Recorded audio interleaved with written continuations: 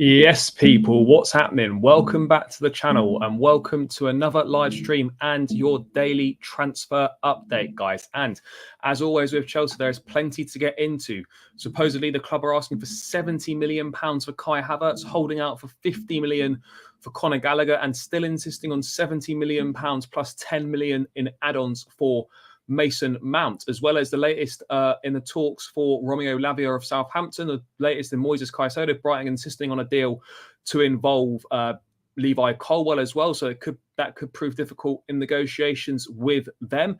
There is plenty to get into as always, people. So make sure you smash the like, subscribe to the channel if you're new around here, and get involved in the chat as always, guys, because as I said, there is loads to get into today. But let's start off first with Chelsea's hunt for a centre-forward. Now, we knew that Pochettino was a fan of Inter Milan's Lautaro Martinez, but now, reportedly, Chelsea are facing competition from Spanish giants Real Madrid for the Argentine's signature. Obviously, it's important to point out that nothing in regards to Martinez's future will be sorted until after the Champions League final tomorrow night, but reportedly, Pochettino thinks he's amongst the best strikers in the world. Again, Real Madrid could be obviously in the market for a new centre-forward. Karim Benzema's left the club, so naturally, you know, there's not that many top forwards around. Martinez falls into that category. So we are going to have a slight problem where other clubs are going to be interested, and particularly for those Latin American players.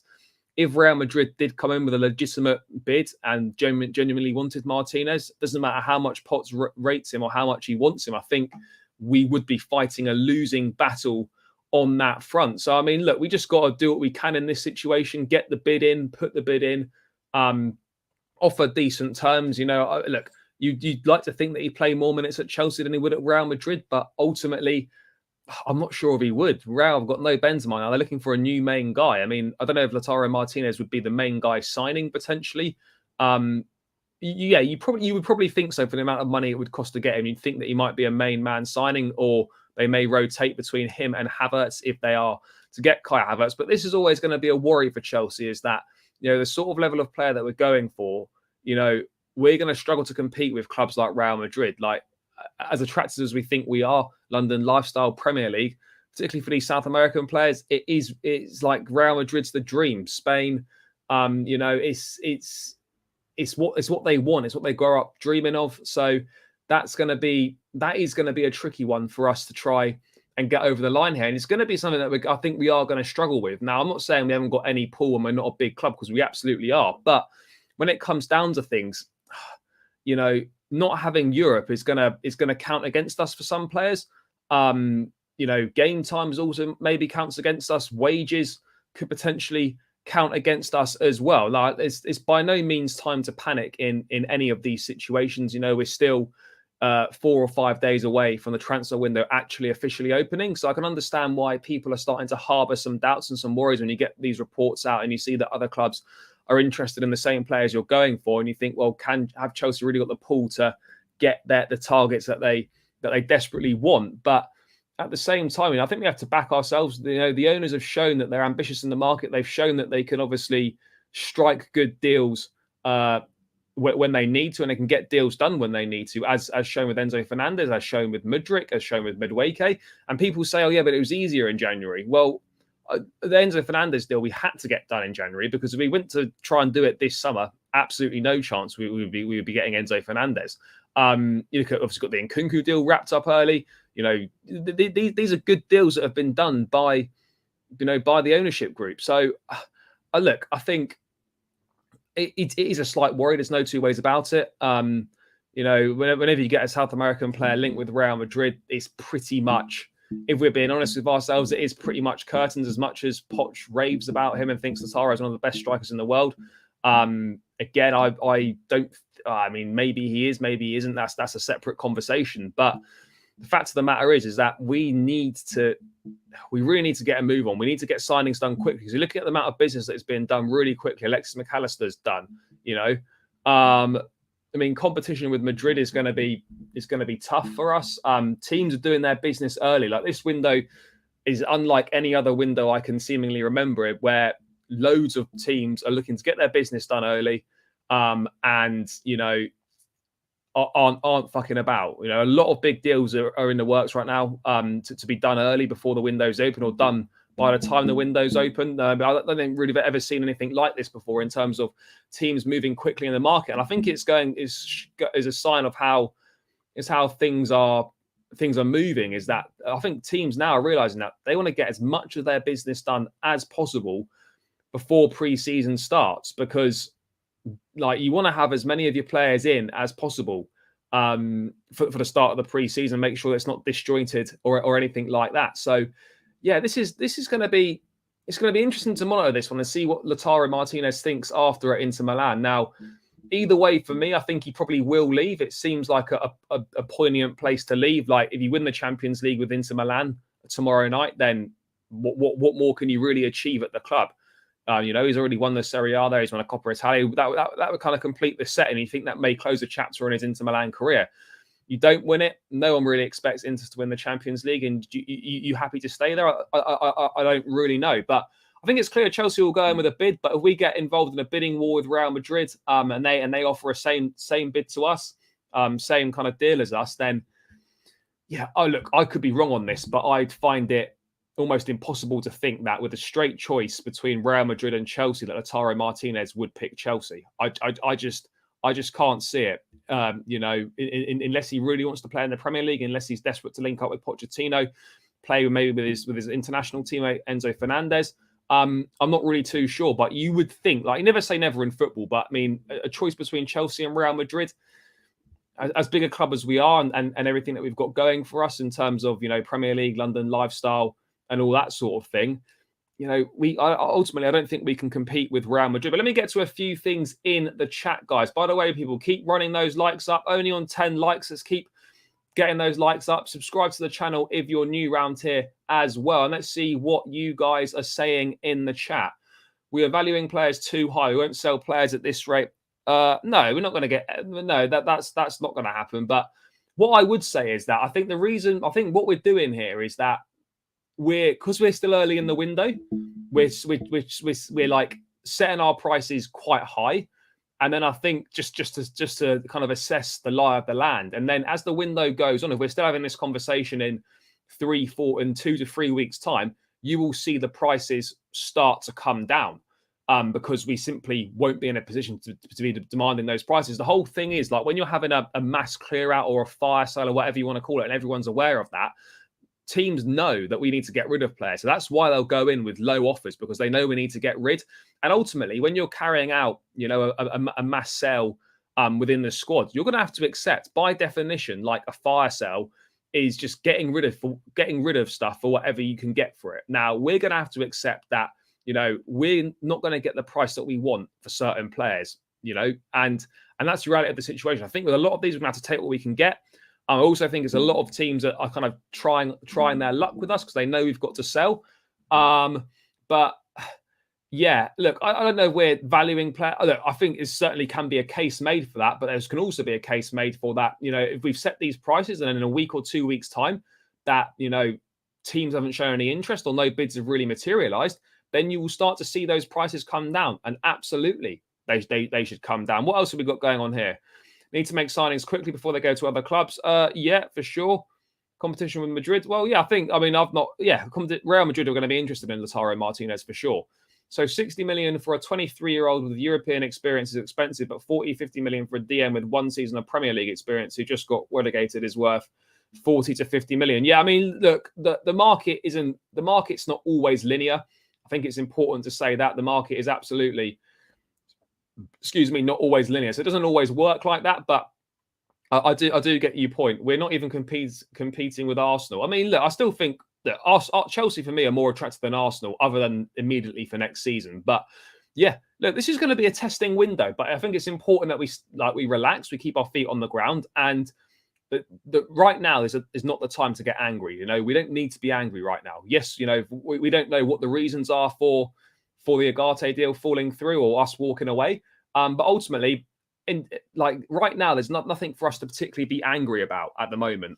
You know, when the time comes, then by all means direct anger. But I think right now we just got to sit tight, trust the people in charge, and and hope that, you know, we are working on things behind the scenes and we're making contacts and we're and we are trying to get things done. I think a lot of stuff will change after the Champions League final. You'll start to see movement on Onana. You'll start to see movement on Lautaro Martinez. You might see the Lukaku situation try and be resolved as well. But again, we do have to be patient. I can't stress this enough. The window hasn't even opened yet, guys. So we do need to calm down a little bit. I absolutely get it that when you're seeing other teams signing players and you're seeing other teams linked with players that Chelsea are going for, you start to panic and you think, shit, are we really that attractive compared to those guys? Look, I get it, but until we start missing out on players, to other teams, then I think we just got to keep our feet on the floor and not get too angry.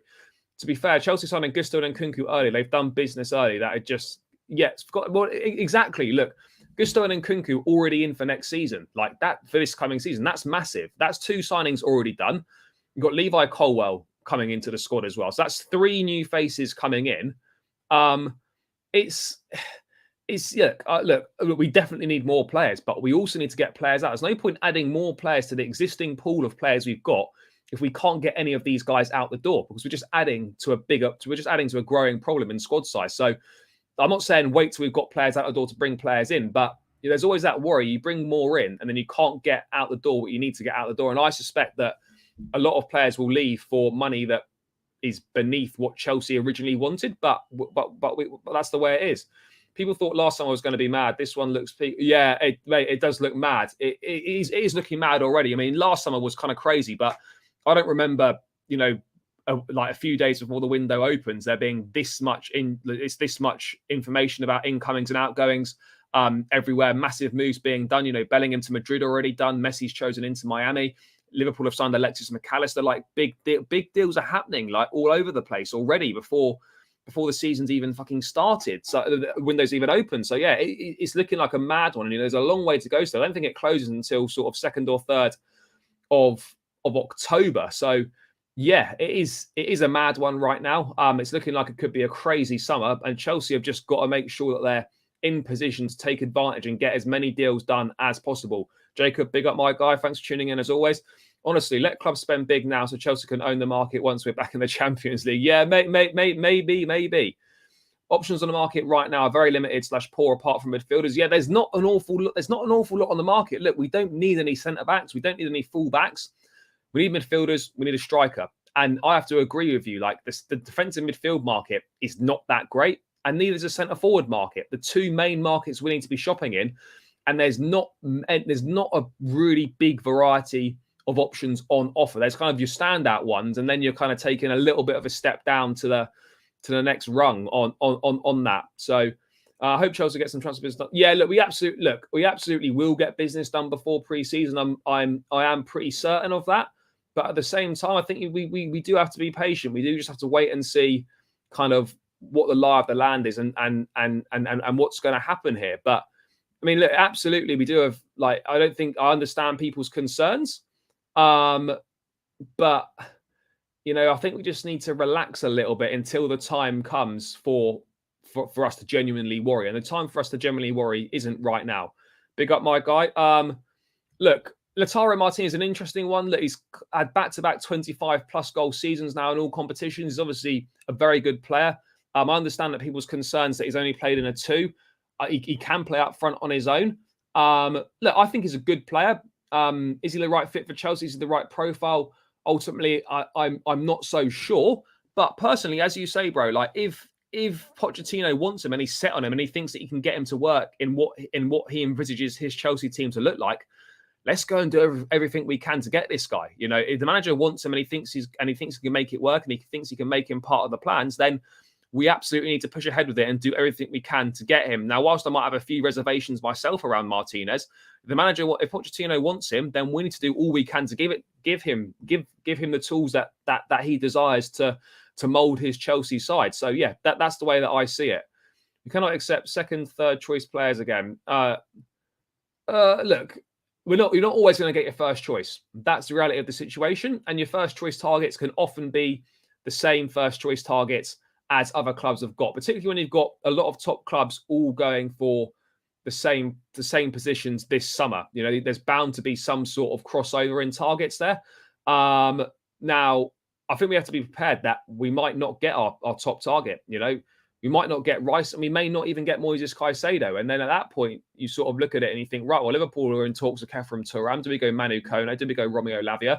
I fully understand the thought process behind it, but I think we are slightly all jumping ahead of the gun here. I think we just need to hold stock, relax. There's a lot of information coming out, a lot of moves potentially in the pipeline, but we've just got to keep our feet on the ground and trust the people in charge that they're working on stuff and they sort of know what they're doing. In essence, really, that's what we've got to trust here. By overpricing Havertz, we scared Madrid away, and because of this, now they're competing with us for Lautaro.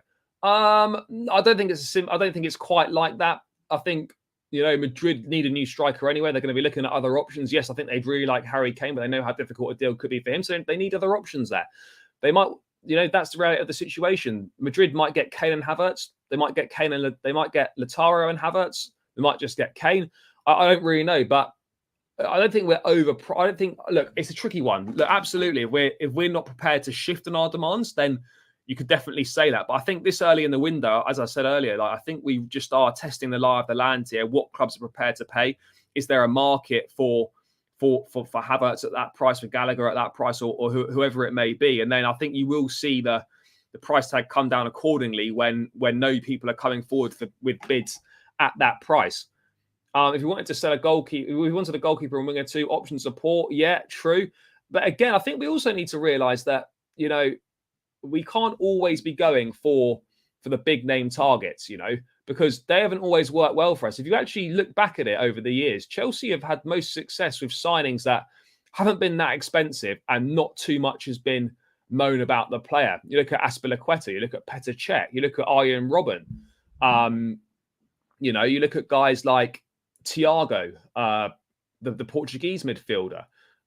These sort of players, where we've signed them, not an awful lot of expectation, and they've gone on to do really, really well for us. When we've signed players with big expectation for big money, more often than not, they've not worked out for us. So maybe we need to have a think about that and think, actually, do you know what? Yes, the big names are great, but generally the big names don't always work out for us. So maybe we need to have a slight change in tact in the market and go for some players that are still good, but not kind of at the top level that, you might like us to, that fans might want us to get. So it's going to be an interesting one. I think we are going to face a struggle on our hands to get certain players. No two ways about it. But we just need to. I think we do need to relax a little bit. I can understand people's frustrations.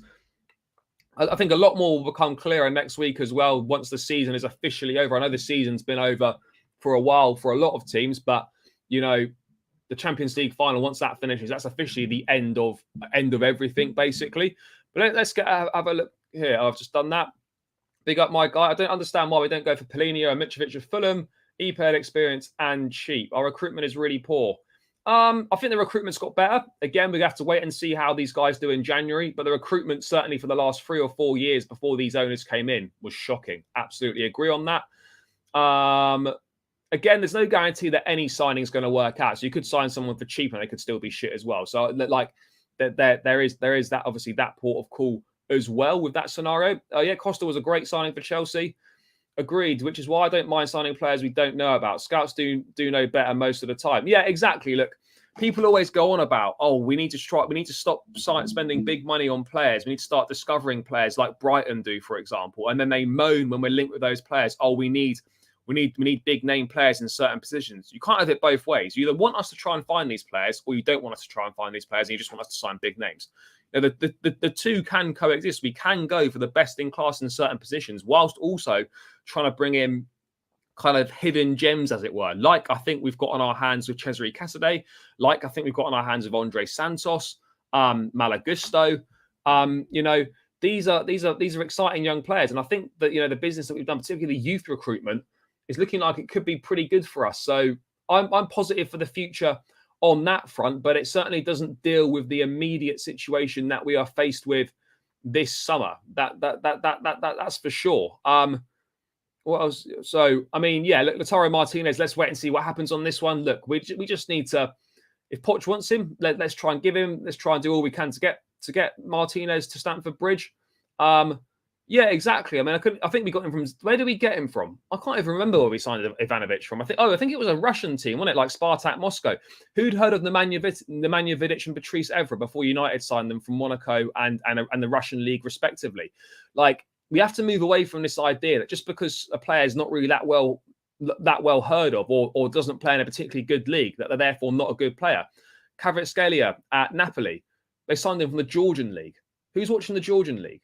Do you know what I mean? Like, just because you're from a so-called lesser league doesn't mean that, these players aren't good. So there is the same with I'm not saying we're going to go and buy players from Celtic or Rangers or anything like that, but just because the SPL is not a great league and it's not very competitive, doesn't mean that the players in there are shit and can't make a step up. That's where people I feel are getting a little bit confused.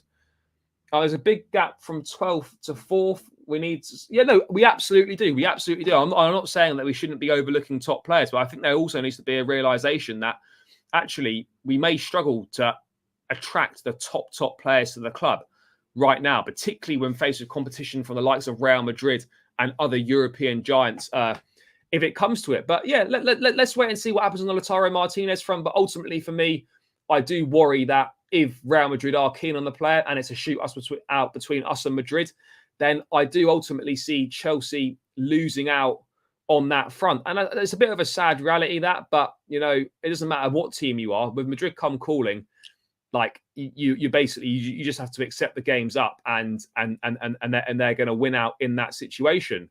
There's been an update on Christian Pulisic's future. Let's have a look here.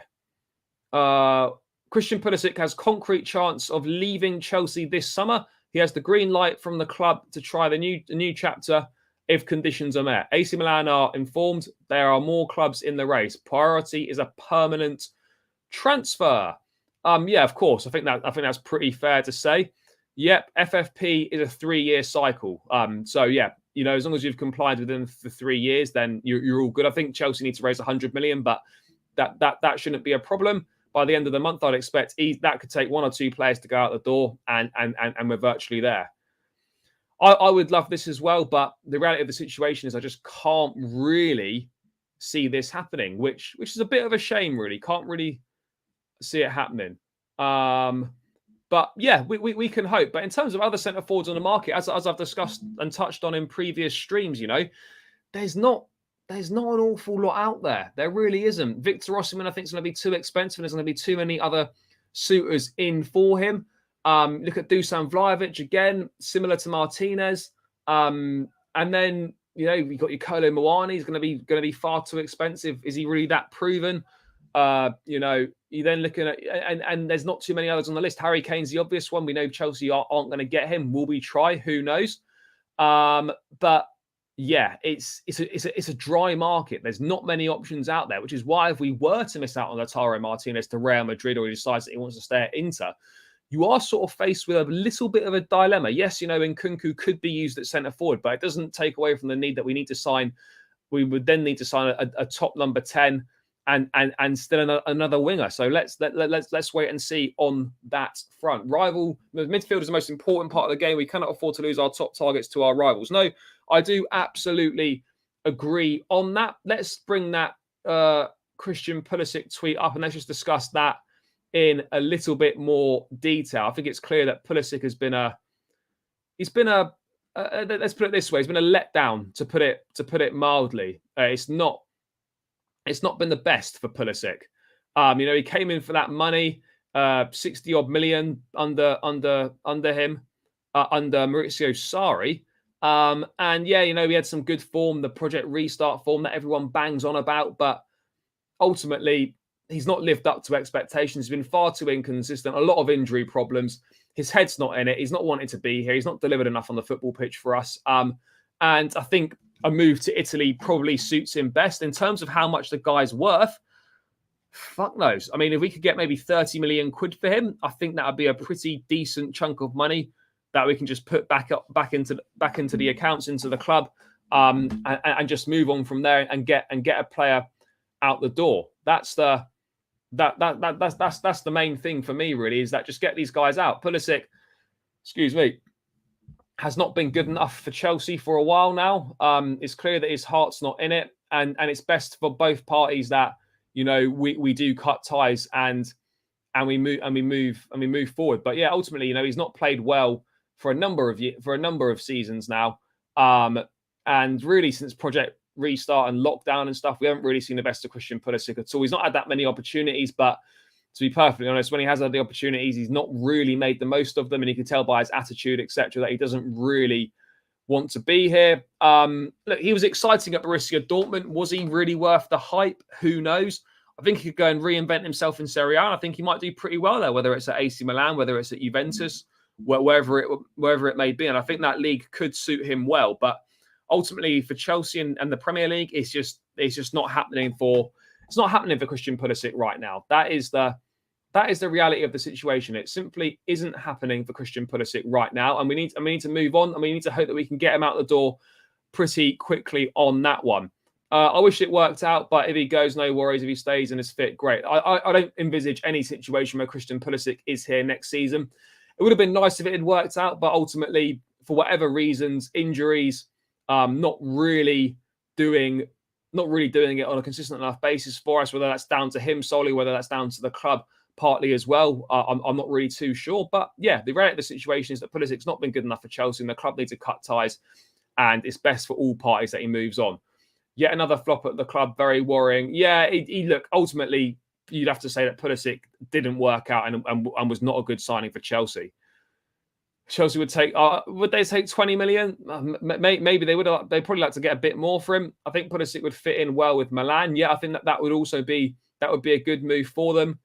Pulisic, time to move on, giving Kunku the number 10 shirt next season. Absolutely. So yeah, Pulisic, there's obviously that outgoing could be gathering some pace now as well, which is good to see, because whilst these links are all great and stuff, we do need these to gather pace, and we do need to actually see players physically out the door holding up the shirts of other clubs, because right now it's all just news, and we need to get a bit of a move on with it. But let's see what the situation is with other things here. What have we got in the chat here, guys? I think over the years we can all agree that we didn't have a sensible strategy in place, and that's why so many players fell. Yeah, I would agree that's a massive part of it for sure. Why do we do business with the Milan? Well, I mean, look, I think what we can do here is try and involve some players in the deal as well. I think we've got players that, they've got players that we'd be interested in. Lautaro Martinez, Onana, possibly Mike Maignan as well. They're interested in maybe Christian Pulisic, Ruben Loftus-Cheek, etc. I think there's definitely, and Romelu Lukaku as well. There's definitely scope to try and get players involved in deals between the Milan clubs. There's no two ways about it, guys. No two ways about it. What we got here? Pulisic for Big Mike. Yeah, mate. If Pulisic for Magic Mike, that would be. I mean, if Bowley could pull that off, I'd be forever grateful. But I cannot see Pulisic for Magic Mike being a serious transfer. But we can hope. We can hope.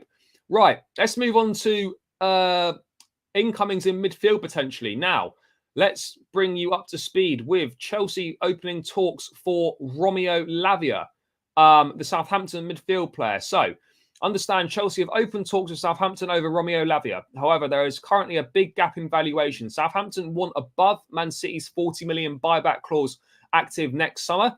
There's a possibility Chelsea will offer players on loan or permanent as part of the deal.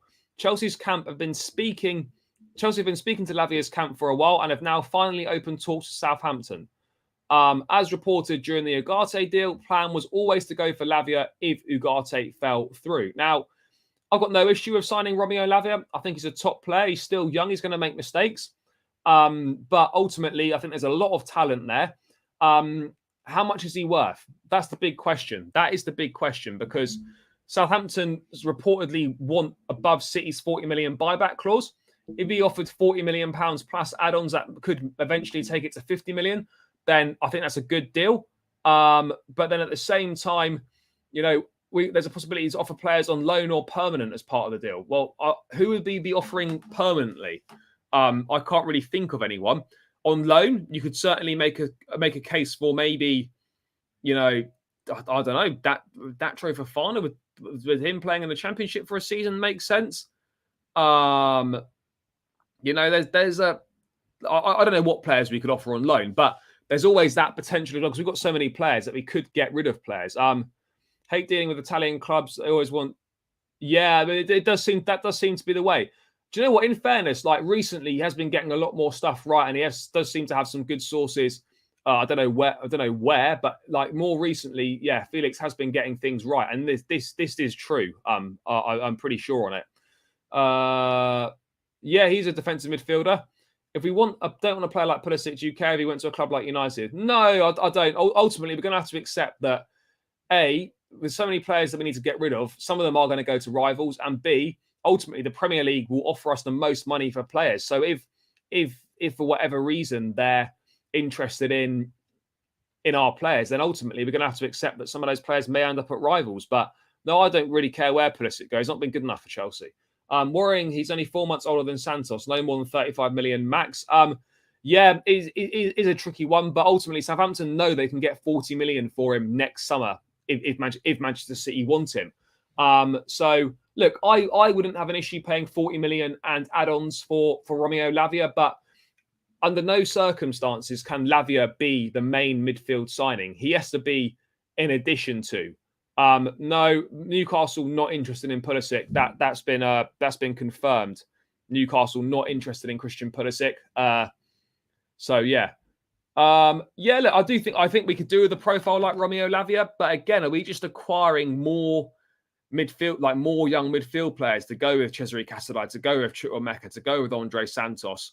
Look, I absolutely think we need midfield players for sure, and I think we need two.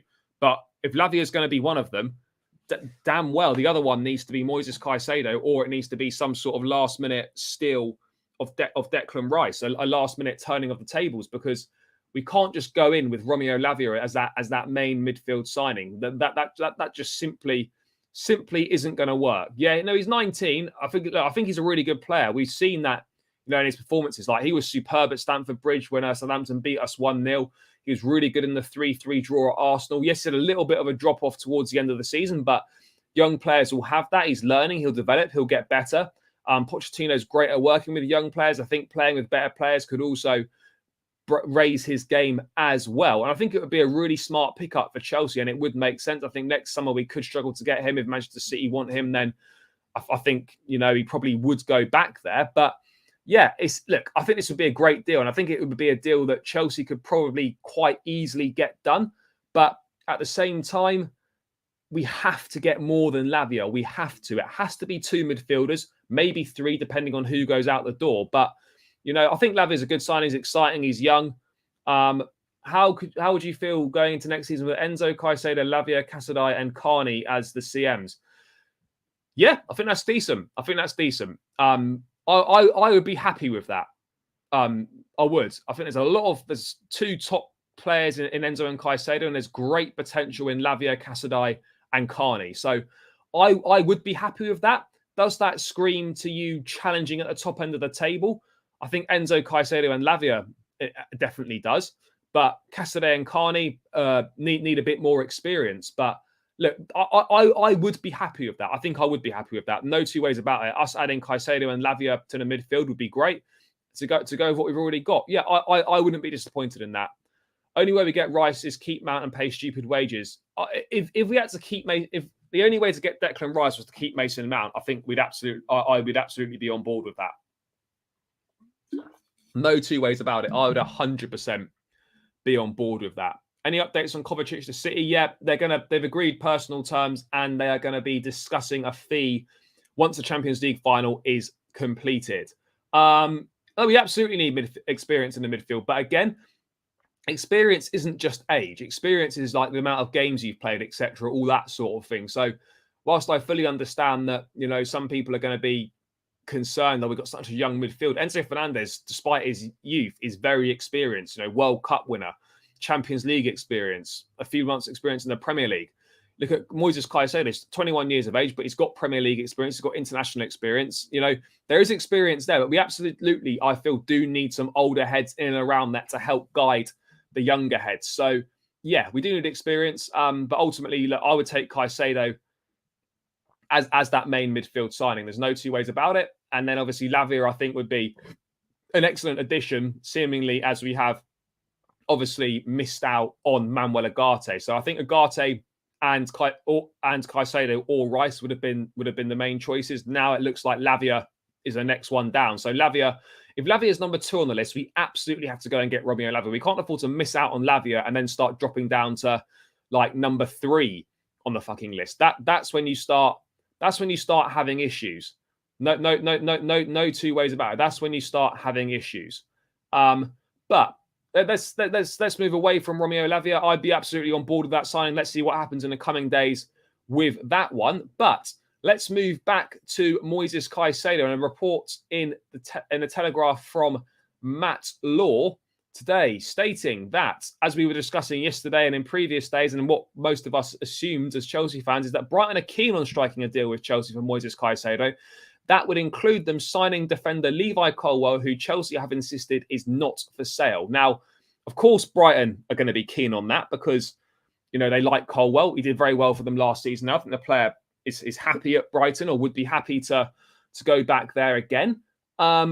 This is going to be one that I think we could come to loggerheads at, because Brighton have got something we want in Caicedo. We've got something Brighton want in Levi Colwell. The obvious thing is to include the players in some sort of a deal together. But at the same time, I fully understand that Chelsea do not want to lose Levi Colwell. They value him very highly. He's a great prospect, as a bright future potentially at the club as well. But then the way I see it is our need next season is far greater for a defensive midfield player than it is for another centre-back. We don't need Levi Colwell next season necessarily. We've got Badiashile, we've got Fofana, we've got Silva, we've got Chalobah, we've got Koulibaly. Like, our need for another centre-back next season there isn't a need.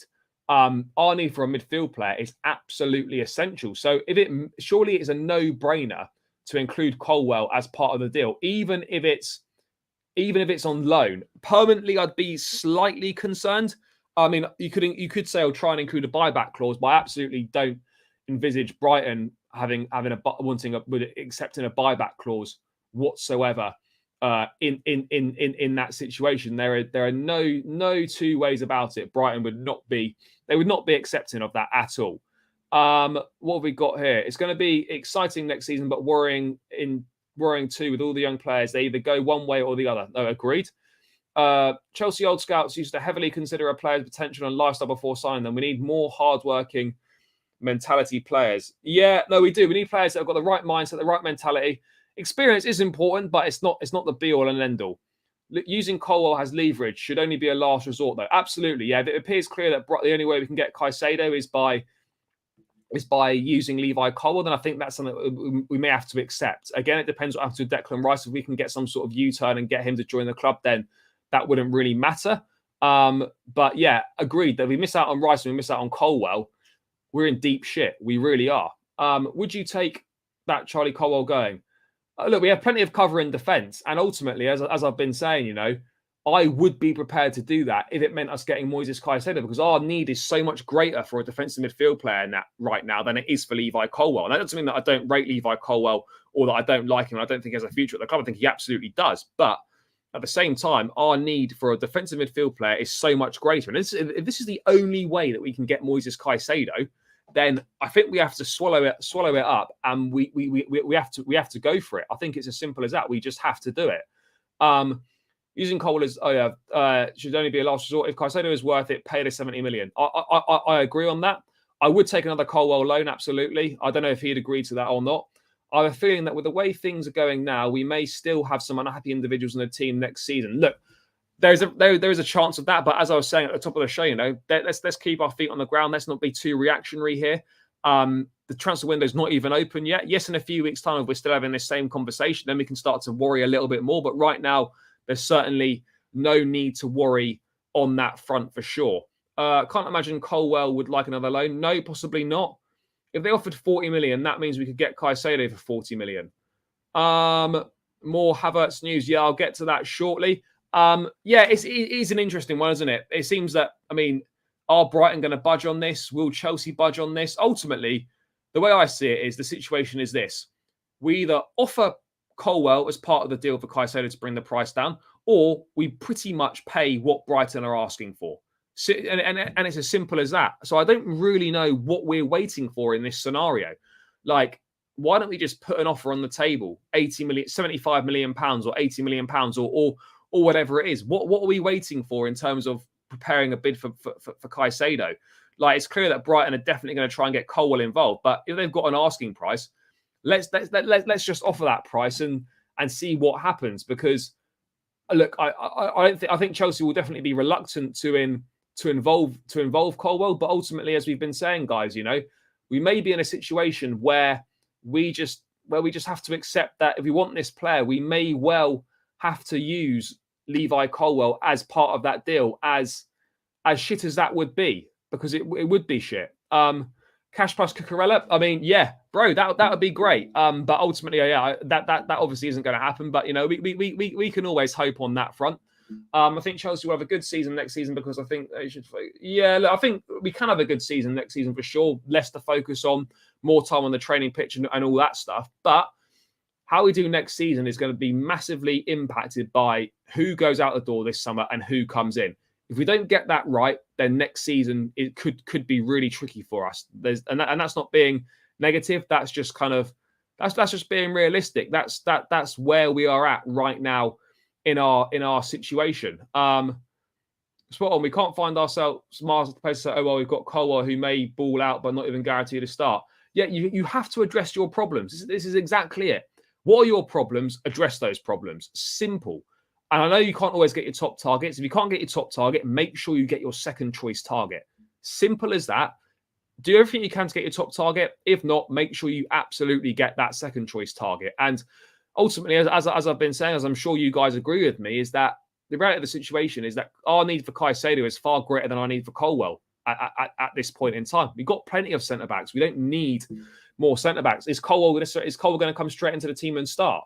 I don't know. So this is going to be one that I think could drag on potentially for a little bit, but let's wait and see what happens on that front. But look, it seems clear that Brighton, as of this point in time, are absolutely insistent that Chelsea do try and involve Levi Colwell in some sort of a deal. So let's kind of see what happens with this one, how it runs.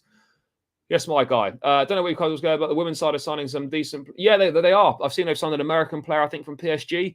Yeah, they're doing really well. A lot better than the men's side is. But yeah, that is also good to see. So yeah, let's wait and see what happens on this one. Something's going to have to give on this. But ultimately, the two options, as I said, Chelsea, put the money on the table for Caicedo. If Brighton are asking for 80 million, give that 80 million. If you don't want to pay that 80 million for whatever reason, swallow it up. Use Levi Colwell in the deal. Those are the two options that we have on the table right now. And that is the simple reality of the situation of where we are at this point in time. But let's move on to other outgoings in midfield. If we need to use Colwell to bribe Brighton to sell us over Arsenal, we could be bringing in a player who preferred no. Ultimately, I think Caicedo is probably happy to join either club. It would be easier for us to strike a deal with Brighton if we give them something they want in return rather than just the money. Of course, they'd be more than happy with the money, but if they can get a player they want out of the deal as well, then I think they'd be absolutely delighted with that. But I don't think Chelsea are prepared to pay ball on that front. This could be one that rumbles on for a little bit. Again, it'll be interesting to see how Arsenal play this as well, what Chelsea do, how they react if Arsenal put a bid in for the player before we do, and vice versa. So this one's still got a long way to run, people. I do think, though, in the coming weeks, we will get more answers on this, more clarity on it. But yeah, one thing for certain is it seems that, Brighton are desperate to get Levi Colwell. So let's watch this space on that one. I don't think Brighton prefer. I don't think Caicedo's got that much of a preference. I think he would be happy to join either team ultimately. But let's move away from Moises Caicedo and let's move on to another potential outgoing at Chelsea, and that is Conor Gallagher. Now, again, this is another player that could be leaving the club. Chelsea midfielder Conor Gallagher is under consideration at Newcastle, who rate him at less than half the £50 million that Chelsea want, which makes a deal unlikely despite the interest. Now, you might look at it and think, fuck, £50 million for Conor Gallagher seems absolutely ridiculous. And you're probably right in that situation. But if you think of it from a logistical standpoint and from a club standpoint, Everton bid £40 million plus £5 million in add-ons in January. Gallagher's played a bit more. He's done all right. £50 million is perhaps not ridiculous to ask for, considering what Everton offered at that point in time. My only worry here is that we're going to have no midfielders left. If Mount goes, if Kovacic goes, if Ruben goes, if Kante's gone, and then Conor Gallagher goes. That's 5 midfielders that we could be losing. £50 million of Gallagher. Guys, let me know your thoughts in the chat. What do you think on Chelsea asking for £50 million of Conor Gallagher? Do you think that's fair? I think Newcastle are taking the piss. If they think that they can get Gallagher for 25 million, that's trying to lowball us. And it goes back to my point earlier where clubs are just going to try their luck and take the piss with us. But, you know, the fact that Everton offered 45 million in January, look, I think from that perspective, you can see why Chelsea would ask for 50 million. But ultimately, I think, again, with Gallagher, if the club look to move him on, we're going to have to accept that we aren't really going to get what we want for him. I don't know if we'd get another £40 million offer for him. We potentially could. Newcastle, I think, if it was £40 million, I think Newcastle probably would pay that.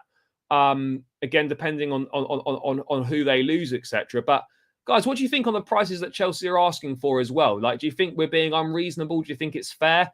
Can you understand where that 50 million valuation for Conor Gallagher's come from? Because I can certainly understand where it's come from, but I don't necessarily agree with it or think that it's going to be a situation where we're going to get anywhere near the money we think we are. Really hope we sign smart and don't start panic buying. Yeah, look, I don't think we'll start panic buying. I think the situation's quite fluid. In that sense, look, panic buying will only occur if we start getting to near the beginning of pre-season, and then we're like, shit, we need players quickly. We haven't got any players out the door. What's going on? And that's the big issue here. That is the big issue here. So yeah, I look. There's definitely it's not time for panic stations just yet. That's absolutely clear. I hope we do the same with Madrid. Look, Madrid was great to get one over Arsenal. If we somehow pulled off Declan Rice over Arsenal, I'd be loving it. The banter would just be unreal if we were able to pull off a situation like that. Where are we looking at here? Gallagher for 50 million. Look, I think it's just where the market is right now. The market is a madness at the moment. But the fact that Everton offered £45 million in January, you can understand why Chelsea may well value him at £50 million. We being fine. Yeah, look, I think in certain instances we are, and I absolutely understand why we're trying high prices while the market is still early on. But those prices will absolutely come down when it's clear that there's not really any interest in the player at that price. We will have to reduce the price. Simple as that. We're probably testing the waters with the high prices. It's early on, and we assume they would become more. Yeah, I absolutely agree on that as well. Absolutely agree. Gallagher has to have a similar value to Lavia, surely. Yeah, you would think so. You would think so. You would imagine that those players would go for roughly the same amount of money. By the way, guys, plenty of us in here. People keep smashing those likes. We're only on 34 likes. Let's get this to 50 likes, guys. That is our next target. So keep smashing the like button. Just hover over that thumb. Give it a click. It massively helps me out. Takes seconds, and it spreads the stream to more people. So make sure you smash the likes, guys. Let's get it to 50. 16 more likes required. And whilst you're at it, guys, if you're new around here and you're locked in, make sure you subscribe to the channel. On my way to 4,000 subscribers, looking to get there before the start of the season. So every new subscriber helps as well, people. So please do hit that subscribe button. It would be greatly appreciated. True. Yeah. Okay. What we got here? Conor max 35 million, Mount 60 tops, Havertz. Yeah, Loftus-Cheek, we're not going to get 30 million for him. I think he's going to AC Milan for around 15 million pounds. I think he's only got a year left on his contract as well, which makes that pretty difficult. Yeah, and this is also a point as well. Like, I'm not sure if Chelsea actually want 70 million pounds for Kai Havertz, but if you go in saying we want 70 million pounds, you might have a target in mind of 60 million pounds or 55 million pounds or something, and then you've got a conversation to have. If you go to the table with your asking price, you're not going to get your asking price. Go in above your asking price, you're far more likely to get your asking price that you're looking for. So I do think it could be a it could be a good negotiating tactic. Yeah, I think Kovacic is going to be around the 30 to 35 million pound mark as well. But yeah, look, Conor Gallagher, I think people would accept that he probably is going to leave. But again, we really are gutting out the midfield. This is a midfield rebuild like no other midfield rebuild that we could have seen in recent times. There's no two ways about it. Absolutely no two ways about it. But I think it's fair to say that Conor Gallagher, it probably is time for him to move on. How much realistically would he feature under Pochettino next season? I'm sure he would play a little bit. I think he's the sort of player that Pochettino could certainly like, but ultimately, if an offer comes in of around £40 million, I think Chelsea have to take that money. It's as simple as that. If the January offer comes in, again, no, I'm not saying from Everton, but from Newcastle, for example, then it's a no-brainer. You absolutely have to take that. So, yeah, I think Conor Gallagher could potentially move on as well to add to another player on the long list of outgoings. But let's move on to the Kai Havertz news now with developments in that story. So, Kai Havertz is that the one I'm looking for? Chelsea are waiting to hear. No, that's not it. Oh yeah, we're here. So let's bring it up on the screen now. Kai Havertz's latest news. So Kai Havertz has attracted interest from Real Madrid and at least two other clubs, with Arsenal monitoring developments, but Chelsea's asking price of around 70 million has so far put off potential bidders. Havertz has not indicated a desire to extend his Chelsea contract yet and is interested in a move away from the bridge, particularly to Real Madrid, which clubs believe will drive down his price. I think that's pretty fair to say. Look, clubs are always going to try this, and I think it's going to be a common theme throughout the summer for us guys, is that teams are going to try and lowball us. They're going to try and get away with offering as little money as possible, knowing that Chelsea are going to have to sell. And that's unfortunately that's the tricky situation that we do find ourselves in, is that we need to get rid of so many players. We're not going to get the money that we want for certain individuals, and that is just the reality of the situation that we are facing right now. We are not going to get the money that we want for everyone, and we just have to accept that. And if we need to take small fees for certain players just to get them out, get the wages off the books, and kind of start again, then ultimately that's exactly what we need to do, guys. That's exactly what we need to do. But Havertz, it seems the price is a stumbling point. Real Madrid believe that £52 million is too much for him. I don't know. Real Madrid want to sign. Let's have a look here. Havertz has got other options. Let me bring this up on the screen instead. I found something a bit more up to date on the Kai Havertz situation. So, Real Madrid want to sign Havertz for £42 million. However, Chelsea are asking for 52 million plus bonus payments. Havertz has other options, but he wants Real Madrid. Look, I ultimately think this will get sorted out one way or another. It's just part of football. It's part of negotiating. But look, guys, would you think that £42 million for Kai Havertz is a good deal? Would you take that? We'd be taking roughly a £30 million hit on a player over the 3 seasons he's been here. So £10 million depreciation in value over each season he's been here. I think that's probably fair, given the level of performance that he's given to us over those 3 years. Been nowhere near good enough, not been consistent, not shown anything like the form that we expected from him. I don't really see how we can be asking for much more than this. Yes, you can point to the fact that he's got 2 years left on a contract. You can point to the fact that he's probably got his best years ahead of him and could develop into a top player. But, ultimately, the situation we're in is that we're not in a strong negotiating position for Kai Havertz because he's not been playing well. And the reality of the situation is that he doesn't want to be here. He wants to move on. He wants a new challenge. He's not prepared to sign a new contract. So at this point in time, you're thinking, well, we're not really in a very strong negotiating position here. And if Havertz starts to push it and he wants to move, that will drive the price down. And I think ultimately that is what Real Madrid are holding out for, is Havertz maybe getting a bit more forward thinking with the move, pushing for the move. And then that should drive the price down in that aspect. In terms of Arsenal monitoring the situation, I'm not really sure if Arsenal do want Kai Havertz. Where does Kai Havertz fit in at Arsenal? You know, he's not going to play ahead of Martin Odegaard. Like, where does Havertz fit in at Arsenal? I can't really see that. I don't know what the other clubs is. I think Chelsea are potentially trying to create a bidding war, play 2 or 3 sides off each other. But, you know, Real Madrid, Arsenal, Bayern Munich's always one that gets linked. But ultimately, I don't think Tuchel is particularly interested in Havertz right now. £42 million plus add-ons to take it to 50. Yeah, Shane, I agree on that. I don't think 50 million all in on Kai Havertz, I think, is a fair deal. 50 minutes. So the bonus payments is basically the issue. If it was a £52 million straight, Chelsea would take it. So maybe we need to be looking at £45 million plus bonuses, however much those bonuses are, how attainable those bonuses could also potentially be.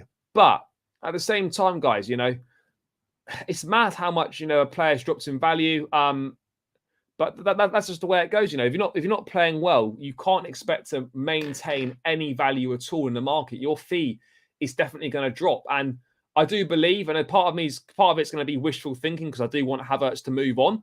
But ultimately, I think this will get done, and it will be for a fee around that 40 to 42 million pound mark. There's no two ways about it. But yeah, we're just gonna look. Teams are going to drag their heels in over this. Havertz needs to put in a transfer request to get to Madrid. I don't even think that might help. That might help the situation, but I think ultimately with Kai Havertz, he will get that move to Madrid. He wants to go to Madrid. He doesn't want to sign a new contract at the club. This will be the last time that we can get decent money for Havertz, because if we don't sell Havertz this summer and he has another shocking season next season, then he's got a year left on the contract, and you'd be lucky to get £30 million for him. So this summer is the most money we are going to get for Kai Havertz, and that's the reality of the situation. We just have to accept that, you know, this ownership didn't buy Kai Havertz. They're not losing money on him. So let's just get his wages off the books. Let's get £40 million into the accounts, and let's move on and kind of forget that the Kai Havertz situation ever occurred in the first place. But this again is going to be a situation that is fluid. That is you know going to evolve over the next few days or so. But ultimately, I do think it absolutely will be Real Madrid. I don't think Havertz would want to join Arsenal. I don't think he'd want to join Bayern Munich. You know, as I was saying earlier about Lautaro Martinez, when Real Madrid come calling, you don't say no, because they might not come calling again. This might be the only opportunity you get to go and play for Real Madrid. And I think you absolutely have to take it. I think he'd do well there. And I think Chelsea getting £42 million plus add-ons, taking it up to around the £50 million mark, will be a good deal for the club. I think a good deal for all parties. I still don't believe either Enzo or Caicedo is pure defensive midfielder. We need someone like Matic or Rodri. I think, look, Caicedo for me is more similar in profile to Kante, but it would absolutely make a massive difference in that pivot alongside Enzo. Enzo is not a pure number 6, absolutely not. He can do a job there, but he's much more than that. He's better playing a little bit further up the pitch. By the way, guys, we're still 10 likes from 50 people. Let's get this to 50 likes. Not as many people tuning in as normal. Seems to be the way on a Friday. The Friday night streams don't seem to go down as well with people as the ones in the week, probably because it's the end of the week. People are going out. It's nice weather. But for those of you that are here, massively appreciate it. Let's get this to 50 likes, guys. 10 more likes. Let's get this to 50 people. So run those likes up. Massively appreciate it, and subscribe to the channel if you are new around here as well. But let's get this to 50 likes, guys. No, you absolutely can't turn Real Madrid down. There's no two ways about it. So let's wait and see what happens on this one in terms of Kai Havertz. I mean, you say that, Tony Tiger, but there's not going to be a market for any of those players. Maybe Koulibaly in Italy somewhere, but for Cucurella and Sterling, for the money they're on, for the wages they're on, and the money we paid for them last summer, there's going to be no market for those guys whatsoever. That's the reality of the situation. But yeah, Kai Havertz to Real Madrid, the fee seems to be a sticking point. Madrid want him. Havertz wants the Madrid move. So let's see what happens on that one. I think a fee will be agreed between the clubs, and I do fully expect that Kai Havertz will be a Real Madrid player come a time that next season's here. But ultimately, this still needs to be done. It needs to be done before pre-season. No two ways about it in my mind. Must be done before pre-season. Simple as that, because we don't want players coming on the pre-season camp that don't want to be at the club and are potentially taking up minutes of players that are going to be here, like we had last season. And we had the likes of Ross Barkley and Michy Batshuayi getting minutes in pre-season when they're not even part of the plan. So if you're not part of the plans, you shouldn't be getting minutes in pre-season. It's simple as that. We shouldn't be getting players fit to go and play for another team. That is the reality of it. So look, if this Havertz deal, I think, will happen, we absolutely need to push for it to get it done. I think it will get done. We may have to reduce our asking price slightly, but ultimately that's what we need to do. So I think Havertz to Madrid will happen, but let's hope it happens before pre-season though. Right, let's move on from that. Yeah, I thought he might have been. Think Sterling. It can't be much worse than this season, surely. That's kind of the way that I see it on that front. But let's move on to a little bit more news then, potentially surrounding the departure of Ruben Loftus-Cheek. Now, a move to AC Milan was pretty much all done, and then AC Milan sacked Paolo Maldini and their other director, and now things could be changing. So, Matt, in that same Matt Law article, Chelsea are waiting to hear whether or not AC Milan will go ahead with the signing of Ruben Loftus-Cheek. He had been poised to complete a move for around 15 million, but Milan have sacked their directors Maldini and Frederic Massara, who had negotiated the deal. Obviously, those guys were sacked because they didn't agree with the new vision for Milan, so they took the harshest action possible and they sacked them. Pretty disrespectful way to treat an absolute legend in Maldini. I think a massive misreading of the room there. It has obviously upset, reportedly not gone down well with some of the senior players at Milan, Rafael Leao, Mike Maignan, to name a couple. But it's important to stress that, interest in Loftus-Cheek isn't purely AC Milan. There is other interest from other clubs in him, but it would be a shame if this deal was agreed and then it falls through because new directors decide that Ruben isn't actually what they're looking for in the direction they're looking to go in. So this is not a total disaster, because I think Loftus-Cheek will move on. I think he knows he's moving on with the way that he said goodbye to the fans. But yeah, it's going to be interesting. It's certainly going to be interesting to see what happens there. What Milan decide to do. What other midfielders they could potentially go for in the market. But let's hope that this Loftus-Cheek deal does happen to Milan. I think he'd be great in Milan. I think he really would be, linking up with his old mate Tomori. I think he'd do good. He'd do well in the midfield there alongside the likes of Tonali, alongside Benacer. I think that would be a good move for him. He's got his good physicality, good pace, good ball carrier. Ticks a lot of boxes. So yeah, why not? Yeah, Daniel, let's get this to 50, guys. Come on, people. I did mention it before. 42 likes we're on. 8 more people need to smash that like button. Let's get this to 50 before the stream is out. And guys, remember to vote in the poll as well. Are Chelsea overpricing? Are they setting unrealistic asking prices for players? Make sure you have a little vote in that poll. And yeah, 8 more likes to 50 people. Let's get here before I round this one out in the next 5 minutes or so. 50 is the target, guys. Do your thing, people, and subscribe to the channel as well if you haven't done so already. That's also massively important, guys. So Loftus-Cheek, yeah, look, I think he could have been, personally, I feel that he could have been useful at the club as a squad player. Ultimately, he would have needed to have signed a new contract. He's on 150 grand a week wages. He was never going to get an increase on those. It would have more than likely been a decrease. I don't think he wouldn't have signed on a decrease. Ultimately, he probably isn't really part of the plans anymore. That's just the reality of the situation, is that he's no longer part of the plans. They don't say things like this. I mean, I don't know. I think there's a long way to go still before we arrive at that situation. But you do make a good point. There is potential that could maybe happen. That could maybe happen. I don't want it to happen, but there's absolutely a chance that maybe that could happen. But I still think that ultimately, if an offer comes in for Gallagher and there is interest in Conor Gallagher, I think Chelsea will look to get rid. But we've got to be really careful that we don't get rid of everyone, because we're going to have no one fucking left to play for us. That's the reality of the situation. No one's going to be left to play for us. But yeah, I mean, in terms of news today, that's pretty much seems to be it in terms of, race heating up for Kai Havertz. Loftus-Cheek move could fall through potentially to Milan. Maybe he will have to go elsewhere. We've also had,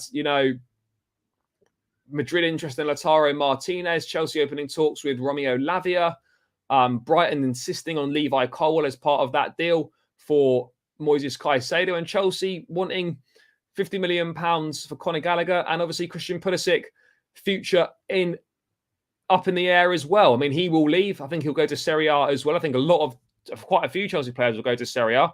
And we also had, obviously, Kovacic agreeing personal terms with Manchester City. And then the clubs will meet after the Champions League final to discuss a fee for him as well. I would take 35 million pounds on that one for sure. That would be pretty decent. But what have we got? Last few things in the chat. Get any questions in, guys, you've got before I round this one out. I've just done that. We can't sell that many. I mean, it means more would need to come in, who I reckon Madison would be great, but I think he will go to Newcastle or Tottenham. Those seem to be the two clubs that are in for him at this point in time. We need to give Caicedo a chance for the first team as well. We don't sign enough midfielders. Yeah, look, I think one of these young midfielders will have an opportunity to play. And when I was speaking with Rob Prattley the other day on the channel, he was saying that he expects 2 of the 3 out of Caicedo, Santos, and Chukwuemeka to go on loan. And the one that he's hearing that the club are excited for and have got plans for in and around the squad next season is Caicedo. So I think Caicedo could play a part. So if all the guys leave that we think are going to leave, then I think we could have a situation where we maybe have. Let's look at this. We could have Enzo, Caicedo, Lavia, Caicedo, and Chukwuemeka. And I think that wouldn't be that bad. That really wouldn't be that bad, I don't think. Yeah, I can't see that happen. I really can't see that. He's way too young to go to that league. Caicedo scored again yesterday. Yeah, no, he did. He's in the World Cup final under 20s against Uruguay. He's got 7 goals in the tournament in 6 games. He's having a fantastic tournament. Again, I think he's one to be really excited about. But at the same time, we can't put too much pressure on him. How many minutes is he really going to play next season? Would he be better off going out on loan? I don't know, but that's the reality of the situation that we're in right now. Yeah, we'll get him a blue balloon for sure. And Santos, yeah, I think Santos will go on loan. I think out of the 2, Caicedo, I think is more likely to have a role in the squad. But yeah, we thought that the squad in the summer, we thought the overhaul in January was massive. The overhaul this summer could be another level. The squad that we start the season with is going to be totally different to the squad that we ultimately finish the season with. But I think there's optimism to be really excited here, guys. But again, until players start coming in and players start moving out, there's always that worry that you might get left behind. But it certainly isn't anywhere near panic stations right now. That is absolutely abundantly clear for me. We're not near panic stations at this point in time. So what else have we got here? Chukwuemeka's very good. We just neglected his minutes this year. I remember when we played against City, even though we lost. Yeah, no, he was very good in the game at Stamford Bridge. And in that 10 minutes that he got at the Etihad as well, he was decent. So yeah, let's wait and see what happens on that front. But I expect one of those guys will play a part in the first team. I would like it to be Chukwuemeka, but I mean, he could potentially go on loan. But yeah, there could even be a situation where we literally have, where maybe we have Enzo and Caicedo, Enzo and Caicedo, and then we have Lavia, and then we have Caicedo and Chukwuemeka, and those are the 5 midfielders, and Santos goes on loan. I think ultimately I probably would take that. I don't think that's a disaster by any means, but we absolutely have to get Caicedo because Declan Rice I can't see happening. But yeah, guys, that seems, I'm just going to wait. Yeah, for sure. That seems like a good place to round this one out, people. As I said earlier, not as many viewers as we've had over the last few days. Must be the good weather. Must be that Friday evening feeling. People probably got better things to do than sit and watch me talk on YouTube. But for all you guys that have tuned in, I massively appreciate it. As always, 6 more likes to 50. Let's see if we can get to that 50 likes, guys. Smash the likes on your way out. Make sure you subscribe to the channel as well if you are new round here. And let's see what happens over the weekend as well in terms of Chelsea transfer news. I'm working tomorrow. I should be able to get a stream in about 6 o'clock till 7, and then obviously it's Champions League final. So yeah, we'll be back tomorrow with another stream rounding up all the latest news as always. So guys, thank you so much for tuning in. Wherever you are in the world, go and enjoy the rest of your day. Go and enjoy the sunshine if you've got it. And I'll be back tomorrow evening before the Champions League final with another daily transfer update. So make sure you smash the likes on the way out, subscribe to the channel, enjoy the rest of your day, take care, and up the Chelsea.